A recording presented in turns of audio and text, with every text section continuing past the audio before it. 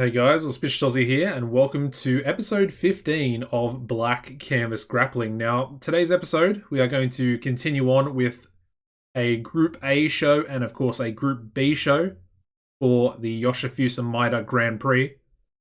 But before we get into it, just want to say if you want to purchase TEW 2020, you can find a link to do that in the description down below. And also, just want to give myself a little shout out. I am live streaming over on Twitch. If you haven't noticed on the channel, I do have the TCW live streams being uploaded. If you want to come out and check out these series live, give me some suggestions and just hang out with me. That'd be pretty cool. And I'd really enjoy seeing a lot of you guys come over. So yeah, make sure you find the Twitch channel. I'll put a link for that down in the description as well below. It'll be just underneath the TEW purchase link. So look out for that. Make sure you give the Twitch channel a follow. And apart from that, let's get into the episode. So we do need to advance. I do have all of today's episode matches for the Grand Prix booked out on my computer here. So we're gonna have some pretty interesting matches, and I'm gonna put a bit of faith, at least for Group A.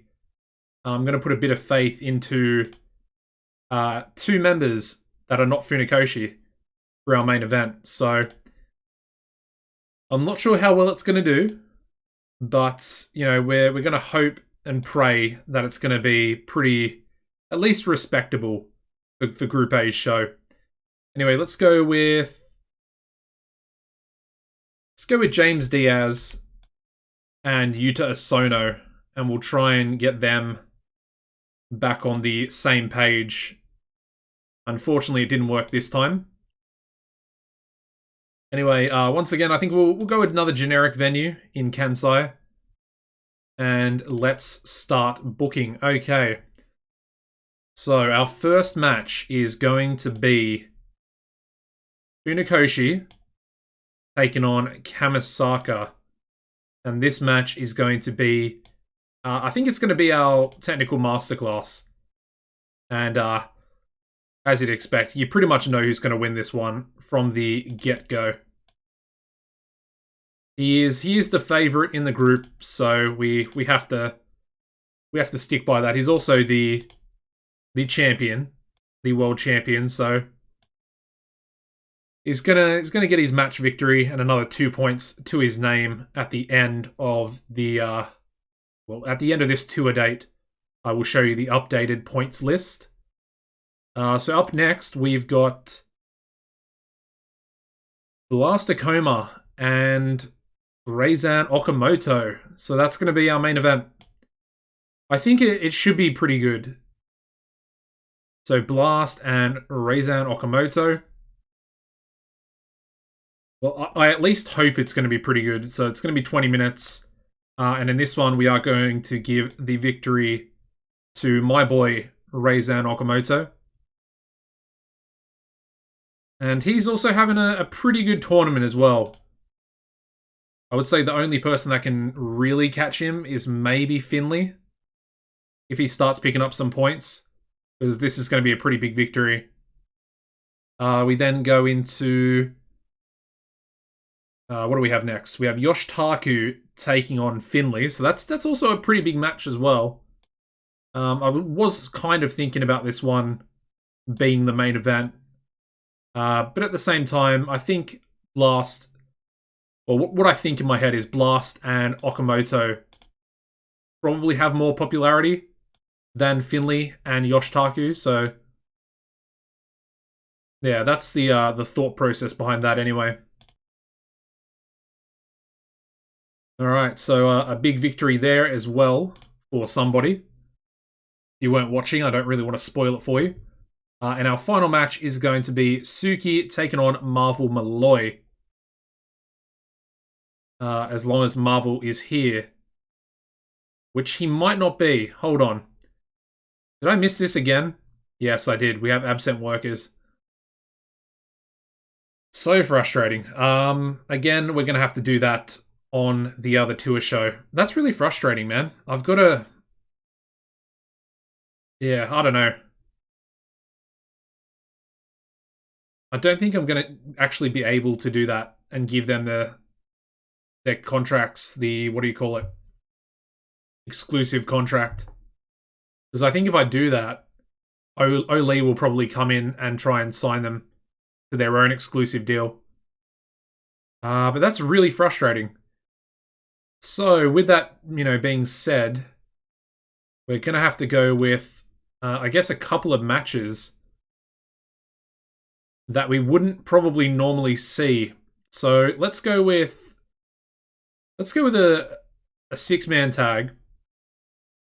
And we're going to go with Agata and Kisaka, joined by Dynamite Narahashi, who will be leaving us very soon. And they're going to take on the team of... Yeah, let's go the Wild Animals. So Animal Haka and Wild Red Stallion, and they can be joined by Dreadnought as well. And I think what we'll do for this one is we'll actually give the victory to Dreadnought. And the loser can be Dynamite Narahashi. Now, obviously, normally I probably wouldn't do this, due to the fact that, it's essentially a young lion picking up a victory onto an established member of our roster. But, Haka's not supposed to lose. But Dynamite Narahashi is, he's going to be leaving us, so... At this point, we may as well just job him on the way out. It seems kind of harsh because I do actually like Dynamite Narahashi, and I think we'll try and sign him back. But unfortunately, at this stage, he's going to be leaving, so we may as well have him be the pinfall taker. And I guess that can also be the steal the show match as well. Might have to lower it by 2 minutes, possibly. No, that's fine. Okay, well, we can actually start the show with just the 4 matches, but I might put in another one. Let's go another tag team match. And let's have Ipitsutsai and Okamasa taking on... do I want to do that one? Maybe not. Let's go... They can take on Cloaked in Shadows. There we go. That works a little bit better. Just for 10 minutes, and we'll have Okimasa pick up the victory there as well.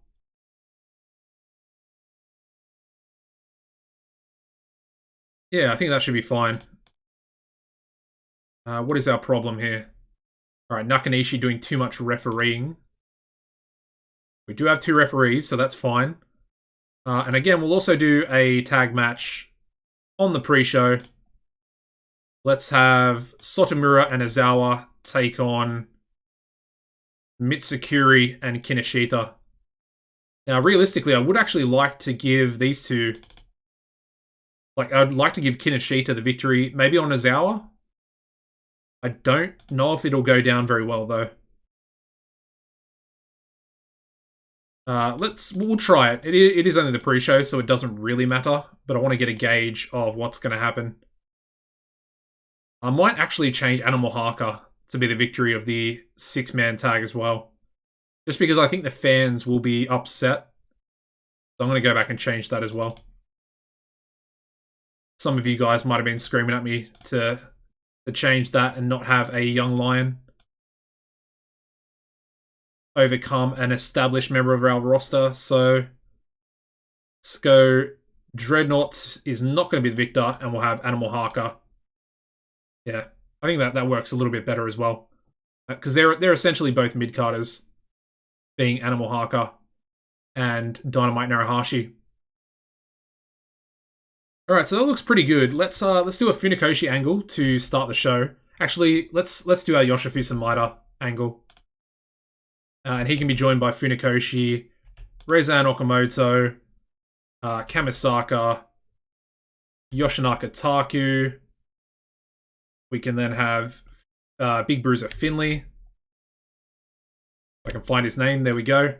And who else is the final member? Blaster Coma. Okay, so Entertainment will go Menace for Funikoshi. Let's go Entertainment for Okamoto. Let's go Entertainment for Finley as well. So we'll script those 3 guys. What about Yoshitaku? Not exactly sure if he needs to be rated on anything. I guess we could go back and have a look. So let's put him there. And then I guess for the main event, let's try a Reizan Okamoto angle. And I guess he can cut his angle prior to the match on Blaster Coma as well. Let's have Maida be the road agent there as well for that one. So that can go there. I think that looks pretty good for tour day number 7. Yeah, I'm kind of happy with that. All right. Let's give it a quick save and let's run the show. We start off with a 44, where we do have Mitsukuri and Kinoshita defeating Sotomura and Ozawa in 11:48, when Koyo Kinoshita pinned Sofu Ozawa with a belly-to-belly suplex. And yeah, there was no penalty for these guys. Sofu Ozawa off his game as well. Maybe it was, it was on the pre-show, so maybe that's the reason why. But I'm pretty happy with a 44. Alright, so we then start the show off with a 61 rated angle. Probably best I don't rate it on anybody else apart from Maida. Because these were getting about 70 for our starting show angles. Anyway, that's fine. Probably going to help the people that were actually rated on entertainment anyway, so I don't know. We'll have to wait and see what we do for the next show. But we get into our first match on the card, and we get a 63 rated technical masterclass where we do have Funakoshi defeating Kadonomaru Kamisaka in 20 minutes and 2 seconds by pinfall with a butterfly backbreaker. And unfortunately, yeah, Funakoshi and Kamisaka don't seem to click, so it made for an awkward bout. A little bit annoying, but it's still got a 63, and it was the technical masterclass, so it essentially did its job. We then move into our throwaway match, or one of 2 throwaways, where we get a 42, where we have Ipitsutsai and Okimasa defeating Cloaked in Shadows in 9:40, when Shiruku Okamasa submitted Shadow Ichimori with a Scorpion Deathlock, and Okamasa carried the match. Yeah, pretty good. Okamasa getting a 49 in-ring performance. That's pretty good. Yeah, I don't know. He's pretty underrated. Especially by me, obviously. Moving on. Oh. Okay, so Okamasa was angry after the match, upset that Shadow Ichimori almost injured him with a botched move, so that's a few people he's now pissed off. We might have to get rid of Cloaked in Shadows. Okay, the next match is not good either. We get a 54, and for this one, we've picked up another injury. And it's not a good one either, because hopefully he can work through the injury, because we do want to finish out the tournament, but Big Bruiser Finlay has defeated Yoshinaka Taku in 1951 by pinfall with an atomic spinebuster. But unfortunately, Yoshinaka Taku sustained a broken nose in this match, and he was slowed by the injury somewhat as well. Not great. I'm assuming that's probably a botch by Finlay, and I'm hoping it's not, but anyway. Yeah, so there's the injury. A broken nose he probably should be able to work through, or at least I hope he can. Otherwise, we're going to have some problems. We then go into a 43 rated match where we have Dreadnought and the Wild Animals defeating Explosive, consisting of Narahashi, Agata, and Kisaka, in 12:30 when Animal Haka pinned Dynamite Narahashi with a stump pile driver. Unfortunately, we had both Animal Haka and Wild Red Stallion off their games in this one, which has definitely hurt that rating quite a bit. Anyway, moving on to our main event, or our pre-main event angle. We get a 56 where we have Reizan Okamoto cutting his angle onto Blaster Coma prior to their Group A match. And the main event really didn't do too well. Yeah, really didn't do too well. Only getting us a 62 for our main event here, where we have Reizan Okamoto defeating Blastakoma in 1942 by pinfall with a brainbuster suplex. Yeah, it's not great, and Reizan Okamoto seemed off his game as well. That's pretty frustrating. A lot of people off their game, I've noticed tonight. That's definitely not going to help us. Anyway, we finished the show, and once again, we've got another production value penalty, which is really frustrating, man. Who keeps increasing their production values? It's so frustrating. Because that's definitely smashed our overall show rating. It would have been a little bit better than that. We get a 58 for the overall rating, but again, only increasing our popularity in 7 regions. And it would have been probably about a 60, maybe even more than a 60 for the overall show rating.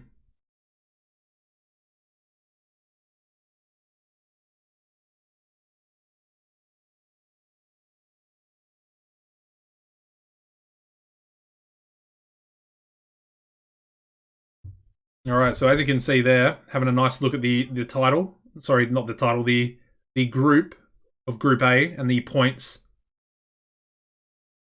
But here we go, Yoshinaka Taku.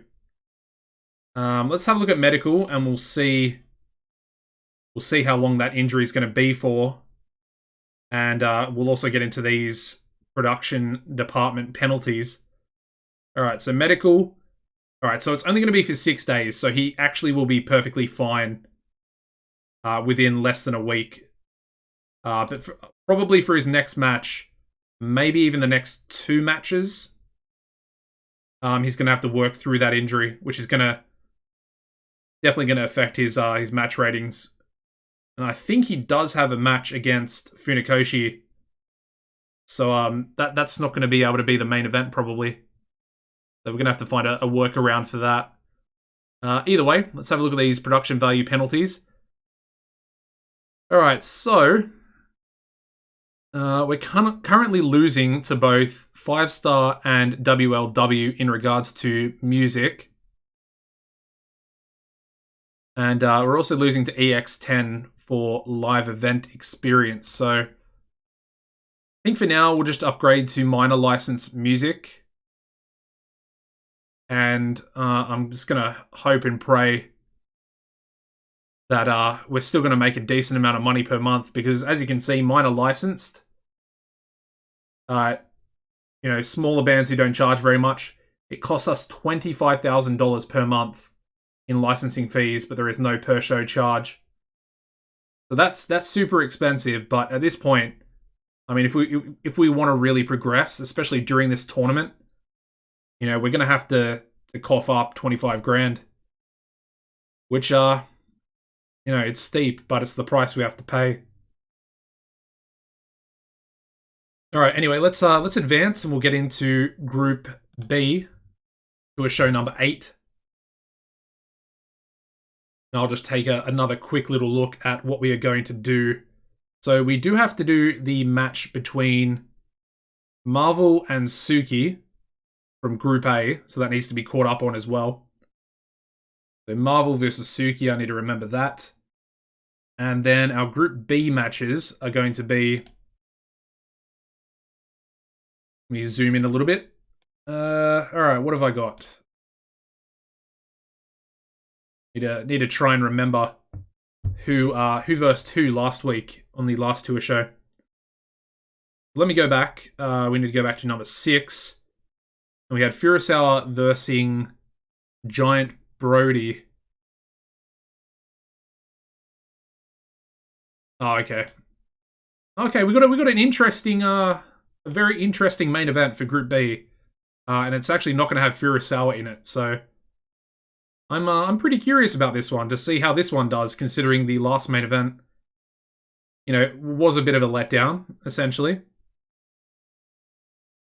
All right, so let's get into it. Hopefully you did see the updated points table for Group B, Group A, sorry. But once again, we've got Furusawa passing on more tips on using psychology to Kinoshita. I feel like Kinoshita is really going to become something special. I mean, his progression of psychology is not very great at the moment. But I think, from what I understand, this whole protege mentor thing, it's like a slow burn as opposed to just advancing like points. So his psychology will go up a little bit faster than it would otherwise, or at least that's my understanding of it anyway. All right, so once again, this time let's go with Big Bruiser Finley and Suguru.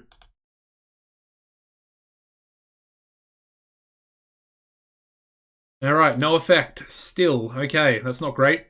Once again, got another generic venue in Kansai. And let's book. So we need Suki and Marvel up first. Marvel and Suki. I mean, technically this could be the technical masterclass. Yeah, they're both relatively decent, so I think we will do it, and we are going to have Suki picking up the points there. So yeah, I will add Suki's points to the table. But obviously you won't be able to see that for this for the rest of this episode. But obviously it'll be updated for the next one. So yeah, I guess on the next episode I'll show you both before we get into the episode. Anyway, it's going to be slow built, technical masterclass, and I guess it's going to be decisive as well. So there's our technical masterclass, and then the rest of the matches. Let's do the do Furusawa's match first. So we need Furusawa, and he's going to be taking on Miura. Where is he? There he is. Noritoshi Miura. For this one, I guess we'll go with another 20 minutes. Should be a really good match. As you'd expect, the group favorite getting another victory. I mean, will he even lose a match? Probably not. We'll just have to wait and see. The next match on the card is going to be Storm Spillane taking on Giant Brody. So Storm and Giant Brody. I think we'll give this one 16 minutes, as long as Giant Brody can go for that long. And he is going to pick up all 2 points. So a pretty impressive victory for the big man. Storm's a bit unhappy. Okay. I guess we'll keep him strong. Yeah, there we go. That sorts out that problem. Next match, we need Goto and Yoshizawa. So Naoze and Goto. Where is he? Inajiro Yoshizawa. This one's obviously just going to be 10 minutes. And we're going to have Yoshizawa pick up a 2-point victory over the current Challenger Series champion, not title. And we also can't call the match in the ring. Okay.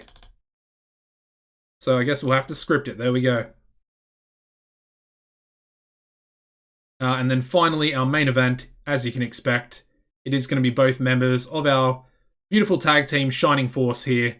We're going to have Bunraku Tori taking on Tanyu Toshisai for the main event. And yeah, I mean, it's a pretty important match in regards to Group B, I think. Obviously, Furusawa at the moment is kind of, well, he is tying with Bunraku Tori, but in this one, we're actually going to give the victory to Tanyu Toshisai. Actually, am I going to do that? You know what? I don't think I'm going to do that. We're going to do a draw. The match is going to be a draw between the tag team partners. I was going to do Toshisai victory, but then again, I think about it. If I do a Toshisai victory, it'll be a lot closer. And I haven't exactly worked out who's going to finish on what points. So I should probably do that before the next episode as well. Either way, we'll do this one as a draw. 1 point apiece. You know, they're tag team partners. They know a lot about each other. They're good friends, so it does make sense. Anyway, that is going to be the end of our... Ooh. Alright, we'll keep Bunraku and Tori strong as well. It's going to affect the overall match rating, but I guess I don't particularly want him losing any popularity, really. So if we can keep him relatively strong, maybe he loses like 1, maybe 2 points a pop, that's fine. But apart from that, that looks pretty good. So let's do our angles. I want to have a Bunraku Tori angle. Let's have both of them, actually. Bunraku and Toshasai. And this can be post-match, where they can just come together as friends with the points shared between them. I like that. It's a nice way to finish the show. And then for the other angle, we will just do the Yoshifusa Maeda introduction angle as well. So let's go with Bunraku Tori, Tanyu Toshasai. We'll go Giant Brody, Storm Spillane. We then need Mabushi Furusawa and Noritoshi Miura. If I can find him, there he is. And then finally, Inajiro Yoshizawa. Too bad, so sad for Naoze and Goto, I guess. That's fine. There we go. Oh, my bad. Yoshifusa Maeda on entertainment to introduce everybody. And that's the show. What's wrong? Alright, we need to steal the show match. That can be that one. There we go. We might have to lower it to 8 minutes. Yeah, okay. Down to 8 minutes we go. There we go. Perfect.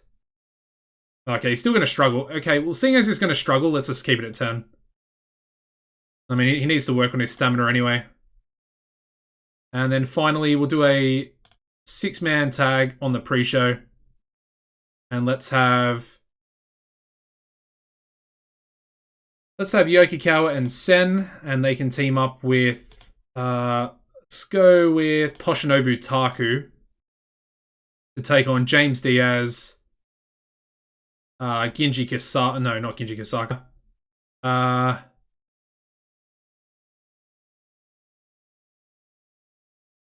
interesting. Let's go with Rokumon Masashita, and then let's chuck in Matsuzawa as well. Actually, let's go with Yuta Isono. Yeah, there we go.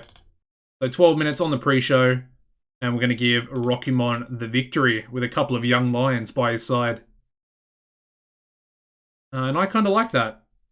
Of course, probably our two best young lions in Diaz and Isono.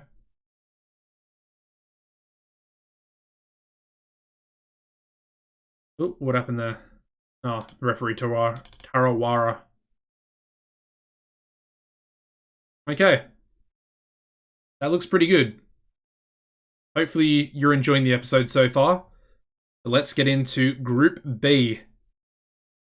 Alright, so we start off with the pre-show, getting a 49, where we have James Diaz, Rokumon Masashita, and Yuta Isono, defeating Toshinobu Taku and Yokikawa and Sen in 12-24 when Rokumon pinned Nobuharu Yokikawa with a one-handed chokeslam. And unfortunately, both Diaz and Isono, so they're both, two young lions in the match, both really off their games. A little bit frustrating. Anyway. Okay, so we then start the show off to a show 8 for the Grand Prix with a 71 rated angle. Much better, just with Yoshifusa Maeda rated on entertainment. And of course, once again, introducing the matches for tonight. And of course, he goes through the big main event. And then we have Storm Spillane taking on Giant Brody, Mabuchi Furusawa taking on Miura, and then obviously Yoshizawa and Goto. The first match on the show is, of course, a Group A match, which had to be delayed. We get a 58, where we have Suki defeating Marvel Malloy in 1948 by submission, with a Suki Special 3. And unfortunately, they don't seem to click, so it made for an awkward bout. Still, a 58's not too bad.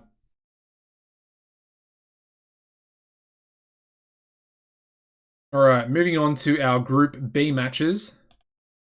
Wow, that's a pretty good match. We start off with a 71, where we have Mabuchi Furusawa defeating Noritoshi Miura in 1949 by submission with a Furusawa armbar. Another 2 points there for Furusawa. 71's pretty good. It is the reason why I didn't do it as the main event, though, because I didn't think it would be as good. And I'm hoping the main event will eclipse that. Moving on to a 60 rated match where we have Giant Brody defeating Storm Spillane in 16 minutes 12 by pinfall with a single-handed chokeslam. Unfortunately, I didn't give this match enough time. It was a little too short for its importance, but I don't think Brody can go much longer than 16. So, I don't know. It doesn't matter too much, but we do have Brody picking up a pretty big 2 points on a very hot momentum Storm Spillane. Yeah, 60 rated is not too bad. We then go into a 62 rated Steal the Show match. Interesting that this one did better than the last one.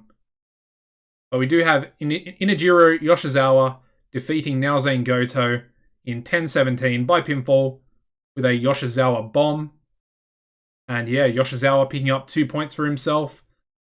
And Goto, really not doing too well, despite being the Challenger Series champion. Maybe he's not taking it as seriously as he should. Yeah, 62, better than the last one, but hopefully the main event will be better. Okay, well, it actually equaled their last... Sorry, not their last match, the other match on the show. Unfortunately, the referee lost control. I don't like that finish. I prefer maybe... I should have done like a time limit draw or something like that. But we have Bunraku Kentori drawing with Tanyu Toshisai, his tag team partner, in 20 minutes, 21 seconds. Yeah, apparently when the referee lost control and stopped the match. Yeah, we had Toshisai really off his game. That's so frustrating. I feel like that's coming up so often at the moment. Yeah, either way, Bunraku Kentori with a 78 in-ring performance. And of course, these two guys do split the points between themselves. And they have great chemistry, and it showed in their performance. That's really nice. I think, don't they have really good chemistry as a tag team as well? That's pretty crazy. Anyway, a 71 main event.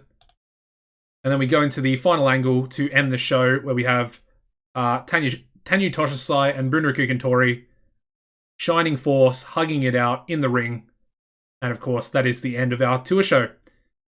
So let's finish, and we get a 69 this time, which is a lot higher than our current popularity, but it says that it's only increased our popularity in 7 regions, which is a little bit frustrating, because I'm pretty sure there's 8 regions in Japan. And again, we do get the penalty for the live event experience. Alright, so here is the updated Group B. As you can see, we do have a couple of standouts.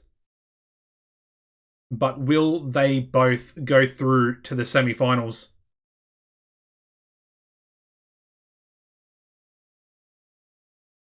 Alright, so one more thing I want to check out. I want to go into our creative meeting once again. And I want to just have a little look through. Just through these lists, really. I know we checked them fairly recently, and I don't know if it was the last episode or the episode before.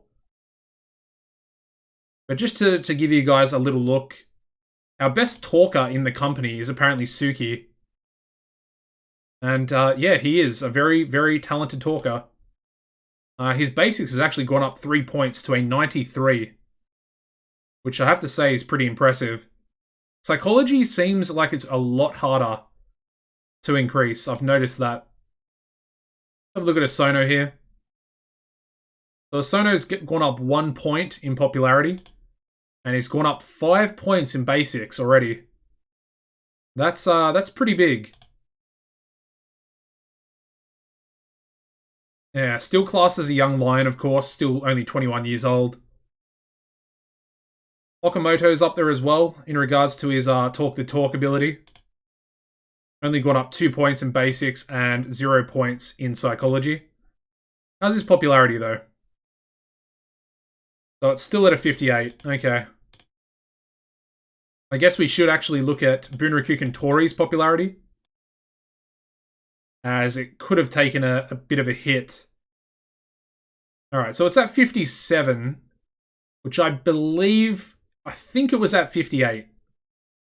I'm pretty sure it was at 58. I might be wrong, but I think he lost 1 point of popularity for that drawn match against Toshosai. We'll have a look at Toshosai as well.